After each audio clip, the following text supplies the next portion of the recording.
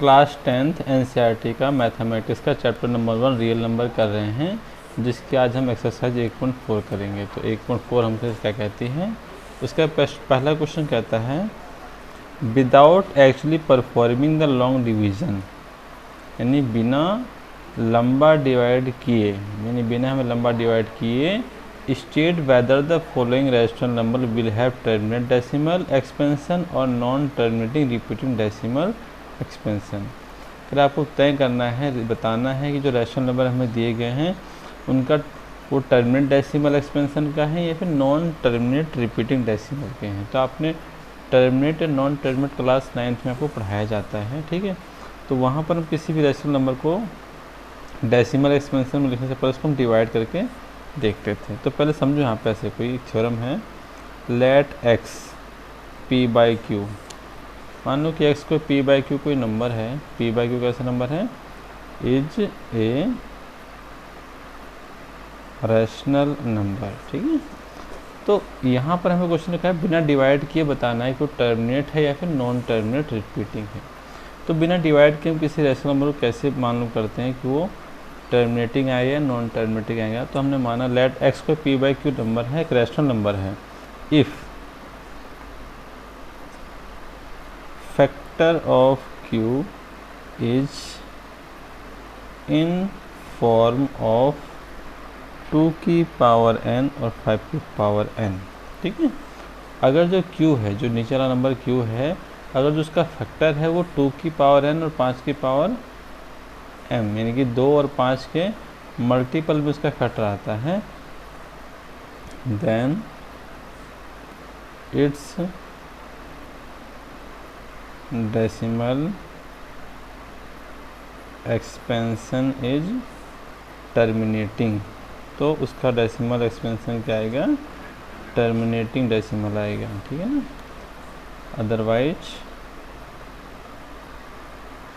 Non terminating, अगर ऐसा नहीं होता तो फिर नॉन टर्मिनेटिंग आएगा, ठीक है।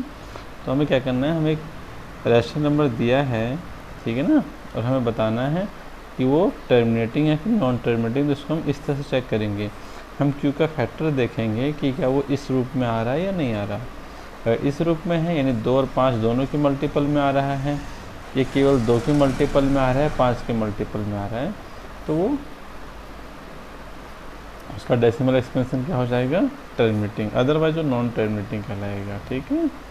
और ये बात तो पहले से बताई गई, अगर इसमें p by Q rational number है तो p और q कैसे नंबर होने चाहिए, को प्राइम नंबर होने चाहिए। अब को प्राइम नंबर क्या होते हैं, जिसका HCF 1 आता है या जिसके बीच में कॉमन कोई नंबर ना हो सिवाय 1 के, और q नॉन इक्वल टू क्या होना चाहिए, 0, ठीक है।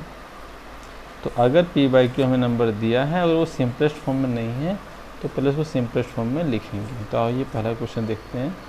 तो पहला क्वेश्चन ये कह रहा है बिना डिवाइड के आपको तय करना है कि नंबर टर्मिनेटिंग नॉन टर्मिनेटिंग है। जो फर्स्ट क्वेश्चन है, पहले क्वेश्चन का पहला है 13/3125। अब कंपेयर करो, अब हमारा रैशनल नंबर क्या होता है, p बाई क्यू, तो p बाई क्यू, यहाँ पर q क्या हो जाएगा, 3125, ठीक है। अब हम देखते हैं इसका फैक्टर किस फॉर्म में आ रहा है। तो इसका इसलिए हम इसका एलसीएम निकालते हैं, 3125 5 के टेबल से आएगा, तो 5 6 30, एक बचा है, किसको दे देते कितना हो जाएगा, 12 5 दूनी 10, फिर 2 बचेगा, 2 से मिला 25, बचे हम 25, ठीक है। अगेन 5 से जा रहा है, तो 5 एकम 5, इसमें से बचा एक इसको दे दिया तो हो गया 12, उससे कम आता है 10 2 बार में, 2 2 5 25, फिर 5 दूनी 10, 5 25, 5 एकम 25, फिर 5 एकम 5। तो हमने क्या देखा कि 13 जो 3125 था, यानी क्यू इतना था, उसका फैक्टर निकाला तो हमें क्या मिला, ये मिला, यानी 5 की पावर 5 मिला। 5 की पावर 5, क्यू का फैक्टर 5 की पावर 5 की पावर मिला, यानी इस फॉर्म में मिला। तो लिखोगे इसका डेसिमल थोड़ा टर्मिनेटिंग डेसिमल, टर्मिनेटिंग डेसिमल, ठीक है। सेकंड पार्ट में आ जाओ। सेकंड क्वेश्चन कह रहा है कि 17/8, 17/8 तो इसमें देखो ये p है और ये q है, तो q हमारे पास कितना है 8, इसका फैक्टर निकाल लो 8 का। 2 से 2 चौका 8, 2 दूनी 4, 2 एकम 2, तो हमें क्या मिला इसका 17, और 8 का फैक्टर हमें मिला 2 की पावर कितना 3, 2 की पावर 3। अगेन q का फैक्टर किस फॉर्म में आ गया हमारे पास, या तो 2 की पावर n और 5 की पावर n में से इसमें इस रूप में है, तो ये भी कैसा हो जाएगा टर्मिनेटिंग। तब टर्मिनेटिंग डेसिमल, ठीक है। तो एक एक नंबर के सवाल पेपर में इसमें से पूछे जाते हैं, ठीक है। थर्ड पार्ट देखिए इसका। थर्ड क्वेश्चन कह रहा है हमसे 64/4 की 455, तो 64/455, हमने q लिया है 455, इसका फैक्टर निकालते हैं 455 का। तो 5 से 5 नहीं 45, 5 एकम 5, अगेन 7 से 7 एकम 7, 2 बचेगा, 2 इसको लेते कितना हो जाएगा 21, 7 3 21 और 13 एकम 13। तो q का फैक्टर हमारे पास मिला है 5, देखो एक बार है, 7 एक बार है, 13 एक बार है, तो हो गए factor of q is not in form of 2 की पावर n और 5 की पावर n, ठीक है, क्योंकि इसका फैक्टर इस फॉर्म में नहीं है, so it's decimal expansion is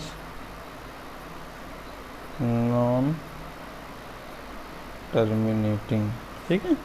तो हम लोग नॉन टर्मिनेटिंग एक नंबर में, ठीक है। क्वेश्चन का चौथा पार्ट देखिए। चौथा भाग कह रहा है कि 15/1600 15/1600, फिर से हमने q क्या ले लेना है 1600। हमें q का फैक्टर चेक करना है कि वो 2 की पावर और 5 की पावर के में ही है।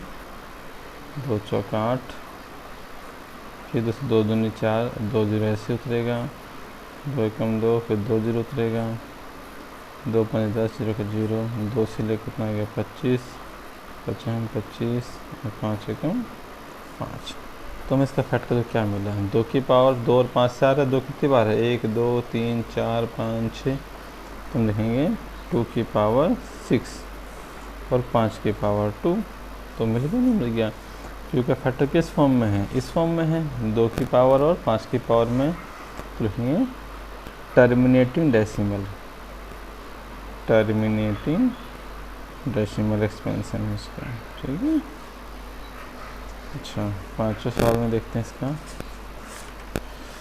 पांचवा कह रहा है 29/343, 343, अगेन 343 को हमने q है हमारे पास, इसका फैक्टर निकालते हैं 343 का। 2 3 4 5 6 से तो जाएगा नहीं, 7 से जाएगा, 7 चौक 28, ठीक है। 34 से 28 तो कितना बचा है 6, 6 इसको देते हैं 63 हो गया, 7 9 63, 7 49 और 7 एकम 7, तो 29 और 7 के पावर कितना हो गया 3। तो जो q का डेसिमल एक्सपेंशन है वो 2 की पावर और 5 की पावर n की फॉर्म में नहीं है, ठीक है, नहीं है, तो इसका कैसा हो जाएगा non terminating decimal, non terminating decimal, ठीक है। अच्छा, छठे भाग की ओर आ जाइए। छठा क्वेश्चन कहता है हमारे पास 23/2 की पावर 3 और 5 की पावर 2, तो यहाँ में तो दिखाई दे रहा है कि q जो पहले से 2 की पावर और 5 की पावर में है, यानी 2 और 5 इसका फैक्टर है, तो क्या लिखें इसको हम टर्मिनेटिंग डेसिमल। आप इसको डायरेक्ट ले सकते हैं टर्मिनेटिंग डेसिमल, ठीक है। सातवां क्वेश्चन हमारे पास है 129 2 की पावर 2, 5 की पावर 7 और 7 की पावर 5, ठीक है। अब देखिए, तो जो q का फैक्टर है वो टर्मिनेटिंग के लिए क्या ज़रूरी है कि वो या तो 2 के फैक्टर से होता है, फिर किसके फैक्टर से होता है 5 के फैक्टर से, ठीक है। देखिए ये n है इसको आप m बना लो। लेकिन यहाँ पर जो q का फैक्टर है वो 2 और 5 है, पर एक्स्ट्रा क्या आ रहा है उसके अंदर 7 का फैक्टर भी है। तो 2 और 5 के अलावा कोई और नंबर अगर फैक्टर होता है तो वो नॉन टर्मिनेटिंग होता है। तो हम लिखेंगे नॉन टर्मिनेटिंग डेसिमल। ठीक है। अब आ जाओ 8वां क्वेश्चन। 8वें में हमारे पास क्या है 6/15। देखो 6/15, तो अभी इसको तय करने से पहले देखो क्या को प्राइम नंबर है। देखो ये दोनों अपने सिंपलेस्ट फॉर्म में है नहीं, ठीक है ना, क्योंकि दोनों ही अभी कट रहे हैं 3 के टेबल से। तो पहले आपको इसको सिंपलेस्ट फॉर्म में लिख लेना है। 3 के टेबल में आएगा कितनी बार में, 2 बार में, और ये कितनी बार में आएगा, 5 बार में। ठीक है। तो 5 का फैक्टर तो 5 की पावर 1 ही रहेगा। तो क्या बोलेंगे इसको, टर्मिनेटिंग डेसिमल। ठीक है। अगर क्यू का फैक्टर 5 और 2 की पावर में है तो टर्मिनेटिंग। 9th पे आ जाओ। 9th क्वेश्चन हमारे पास है 35/50। 35/50 हम फिर देख रहे हैं कि अपने सिंपलेस्ट फॉर्म में नहीं है, क्योंकि कोई भी इसमें से प्राइम नंबर ही नहीं है। तो दोनों किसी टेबल में आ रहे हैं, 5 के टेबल में आ रहा है, तो काट लो। 5 7 35, 5 10 50, 7 10, कौन सा 2 गुणा में 5। ठीक है। अब 2 की पावर 1, 5 की पावर 1 है, तो क्या बोलेंगे इसको, टर्मिनेटिंग डेसिमल। ठीक है। रीजन्स के पीछे ही कि फैक्टर ऑफ जो क्यू है वो 2 और 5 की पावर में है। ठीक है। और फर्स्ट क्वेश्चन का लास्ट पार्ट है 10th, 77/210। तो 77/210, तो यहाँ पर क्यू हमारे पास क्या रहेगा, 210। पहले से 210 करो, 2 से 2 एकम 2। ठीक है। अब एक तो डिवाइड नहीं होता तो हमें दोनों मिला के लेना पड़ेगा, पर बीच में एक डिवाइड ना हो, और अगर एक साथ 2 लेने हैं तो हमें क्या लगाना पड़ता है, पहले 0। अभी 10 बन जाएगा, 2 पंजे 10। अभी 2 से 5 है, 5 दूनी 10, 5 एकम 5, 3 7 21, 7 एकम 7। तो इसका फैक्टर हमारे पास क्या मिला, 2 3 5 और 7। पावर चलो सबकी पावर हमारे पास कितनी है, 1 है। तो क्यू का फैक्टर सिर्फ 2 और 5 के फॉर्म में नहीं है ना, 3 और 7 भी तो आ रहा है, इसलिए क्या हो जाएगा, ये नॉन टर्मिनेटिंग। ठीक है। ये पहला क्वेश्चन ओवर हो गया। Question number 2। क्वेश्चन नंबर 2 कराएं, write down the decimal expansion of those rational number in question 1 above which have terminating decimal expansion. Question कर रहे हैं write down the decimal expansion, आपको डेसिमल एक्सपेंशन लिखना है उन रैशनल नंबर का, question 1 का जो ऊपर हमने किया अभी, जिसका टर्मिनेटिंग डेसिमल हो। ठीक है ना, केवल उन्हीं नंबरों को हमें डेसिमल फॉर्म में लिखना है जिसका टर्मिनेटिंग है। अब टर्मिनेटिंग है कौन कौन से, तो देखिए टर्मिनेटिंग कौन सा है इसका, पहला वाला पार्ट टर्मिनेट मिला था, दूसरा भी टर्मिनेट मिला था, तीसरा नहीं मिला था। ठीक है ना। तो जो जो भाग भी हमारे पास क्या है टर्मिनेटिंग, उनको हमें डेसिमल फॉर्म में लिखना है। तो क्वेश्चन नंबर 2। ठीक है। तो पहले देख लेते हैं कौन कौन से टर्मिनेटिंग हैं। तो पहला पार्ट टर्मिनेटिंग है, दूसरा पार्ट भी टर्मिनेटिंग है, तीसरा नहीं। ठीक है। चौथा भी है, पांचवा फिर से नहीं है, तो चौथा भी टर्मिनेटिंग है।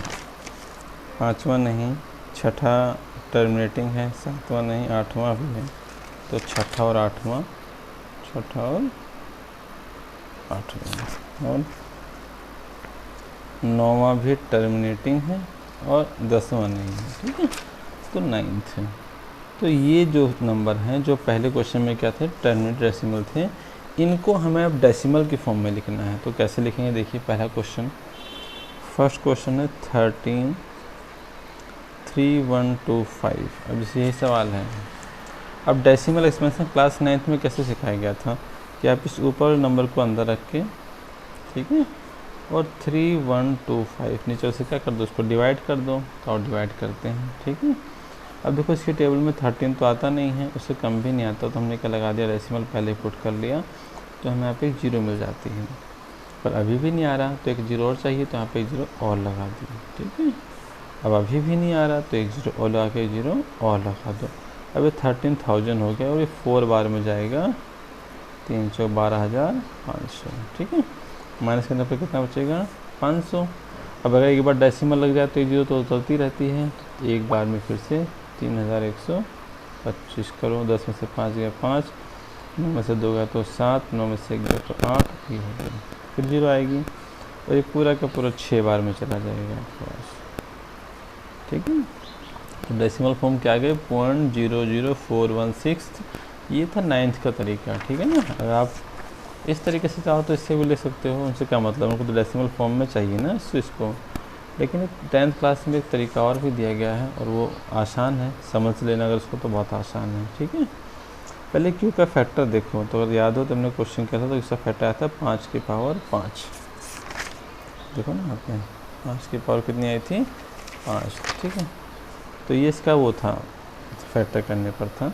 अब इसको डेसिमल रूप में लिखने के लिए क्या करो कि जो नीचे वाला डिनोमिनेटर है ना उसको 10 बनाओ। अब 5 को किससे मल्टीप्लाई करने पर 10 बनता है, तो 2 से, 5 दूनी 10, लेकिन 5 यहाँ कितनी बार है, 5 बार है, इसलिए 2 को भी कितनी बार ले लेंगे हम, 5 बार, इस तरह से, ठीक है। अब देखो 13, 2 5 बार, ऊपर से दोनों तो मल्टीप्लाई करना है, तो 2 × 2 × 2 × 2 × 2, नीचे 5 की पावर 5 और 2 की पावर 5 है। अगर रूल पढ़ाओ तो a की पावर m और b की पावर m, यानी कि अगर पावर सेम होती है तो बेस मल्टीप्लाई हो जाते हैं और पावर ऐसे की ऐसे रहती है। तो ये 5 2 से मल्टीप्लाई हो जाएगा, तो 5 दूनी कितना हो जाएगा, 10, और पावर ऐसे के ऐसे कर उसको, 2 दूनी 4, 4 दूनी 8, 8 दूनी 16, 16 दूनी 32, तो 13 × 32, और 10 की पावर 5 का मतलब क्या हुआ, 1 पे 5 जीरो, फिर उसको 13 दूनी 26 और 13 39 और 2 41, और एक पर कितनी जीरो हो गई, 6 जीरो। सिंपल तरीका लिखने का है कि हाँ 6 जीरो है ना, 6, तो 6 के बाद डेसिमल पुट कर लो, तो यहाँ पर तो 3 ही नंबर हैं, 1 2 3, तो आप 0 4 5 6 और ये लगा दो डेसिमल, ठीक है। तो आज देखो यही आया ना, डिवाइड करने पर भी वो आया था। तो मैंने आपको पहले क्वेश्चन को दोनों ही तरीके से बता दिया है, जो सूटेबल लगता है, जो आपको आसान लगता है आप उससे कीजिए, इससे तो पुराना तरीका है पर आप इसको कोशिश ज़रूर करें, ठीक है ना। और कौन सा डेसिमल टर्मिनेट है, सेकंड क्वेश्चन। तो सेकंड क्वेश्चन हमारे पास था 17/8, ठीक है, और 8 का फैक्टर करने पे आया था 2 की पावर 3। तो हमें क्या ना, नीचे को 10 बनाना है, तो 2 को किससे मल्टीप्लाई करने पर 10 को 5 से मल्टीप्लाई करने पे आएगा ये आप, ठीक है। तो 5 कितनी बार चाहिए, जितनी पावर है इसके 3 बार, तो 5 की पावर 3 से कर देंगे मल्टीप्लाई, ठीक है। और जो 17, 5 3 बार, 5 3 बार लिख लो, नीचे देखो फिर पावर सेम आ गई है, हमेशा सेम आएगी, तो बेस मल्टीप्लाई, तो 2 पंजे 10 और पावर कितनी 3, 5 में 25, 5 125, 17 गुणा में 125, 10 के ऊपर 3 कर लो उसको, 17 पंजे 85, 8 17 दूनी 34 और 8 42, 4 17 और 4 21 और 1 पर 3, तो कितना आ गया 2.125, इसका डेसिमल एक्सपेंशन आ गया। आप चाहो तो अगर 17 को डिवाइड कर लेते ना 8 से तो भी आ जाता है, ठीक है। और कौन सा है इसका, फोर्थ, लेकिन हम 10वें वाले तरीके से बता रहा हूँ सारे क्वेश्चन।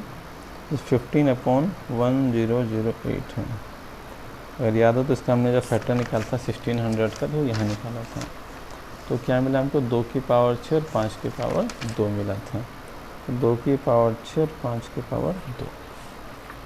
अब देखिए क्या करना है, 15, ठीक है, 2 की पावर 6 और 5 की पावर 2, तो हमें 10 बनाने होते हैं ना, तो 2 की पावर 6 है और 5, तो जब अब हम नीचे सबको 10-10 बनाना है, तो 2 पंजे 10, 2 पंजे 10, तो 2 5 से 2 2 वाले 2 कम हो जाएंगे, तो कितने बचेंगे, 2 की पावर 4 बच गए ना, तो 2 की पावर 4 के लिए हम 5 की पावर 4 से इसको मल्टीप्लाई कर देंगे, 5 की पावर 4 से, ठीक है।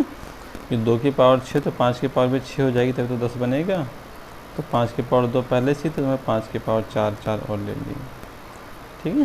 15, देखो 5 की पावर 4 है ना, तो 5 को 4 बार लिख लो, देखो फिर वो 5 की पावर 2 और 5 की पावर 6, तो उसको हम 2 की पावर 6 और 5 की पावर 6 लिख सकते हैं, बेस से हमें पावर जुड़ गई, अब ये 5 हम 25, 5 125, 5 625, तो 15 गुणा में 625, ये कितना होगा 2 पंजे 10 की पावर 6। कर उसको 15 से 15 पंजे 75, 7 15 30 और 7 37, 3 15 6 90 और 3 93। नीचे 1 पर कितनी जीरो हो जाएगी 6 जीरो, नीचे 6 जीरो है ना, तो 6 के बाद डेसिमल आएगा, तो 1 2 3 4, 4 ही है, तो 5 6 ये लगा दूँगा इससे, ठीक है। अच्छा, ये था हमारे पास चौथा पार्ट। और कौन सा टर्मिनेटिंग है, छठा, तो छठा देखते हैं, ठीक है। और छठे का थोड़ा सा अलग तरीके से बता दूँ। छठा है 23 2 की पावर 3 और 5 की पावर 2। फिर देखिए इसमें क्या देखते हैं, देखो मैं 10 करें तो 5 दूनी 10, 5 दूनी 10, तो 2 की पावर 3 और 5 की पावर 2 है, तो 5 की पावर 2, 2 की पावर 2 को समझ मल्टीप्लाई का 10 बना लेगा।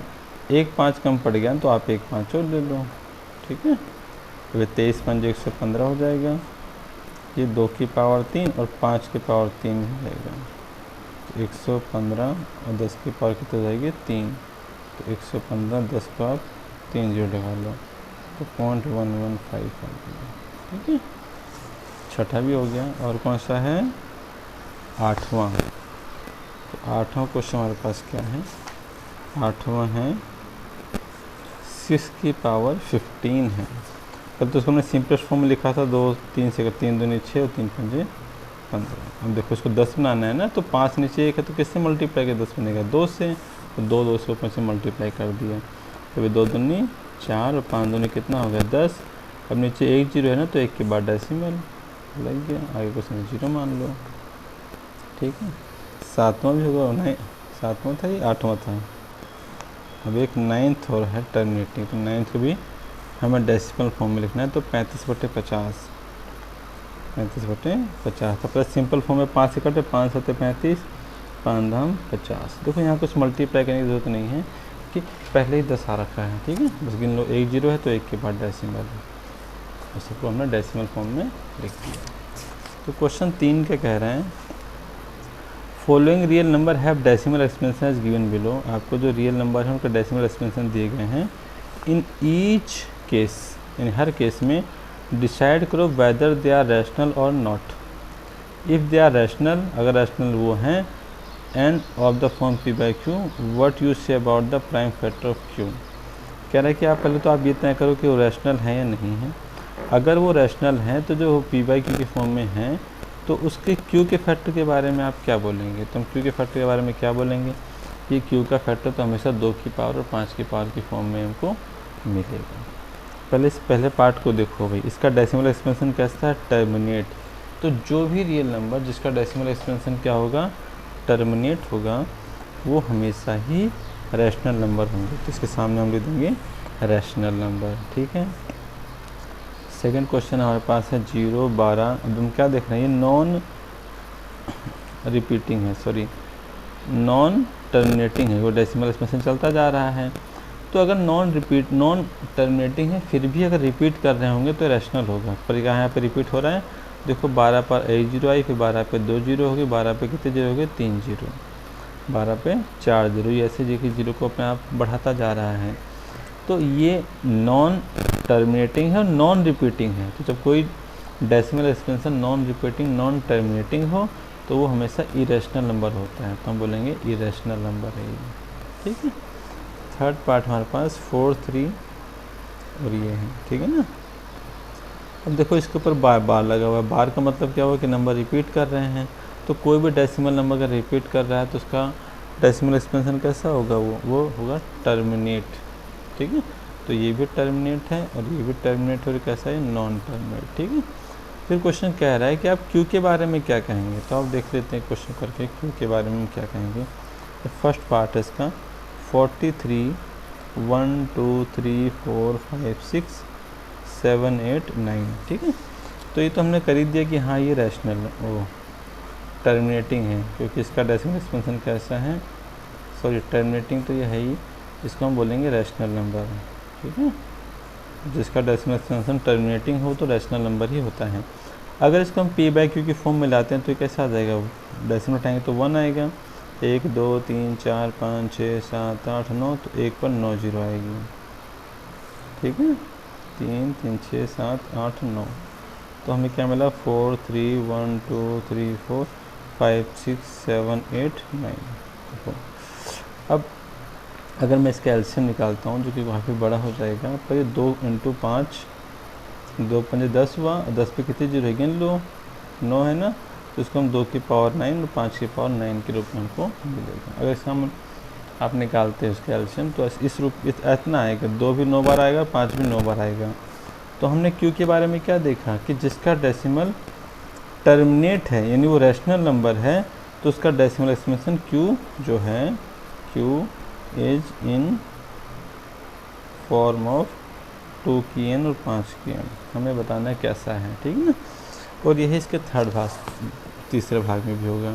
जब डेसिमल हटाएंगे तो 1 2 वही सेम ही इतनी ही जीरो आएंगे हमारे पास, तो हम ये कह देंगे जो इसका क्यू है उसका फैक्टर 2 की और 5 की पावर में ही है।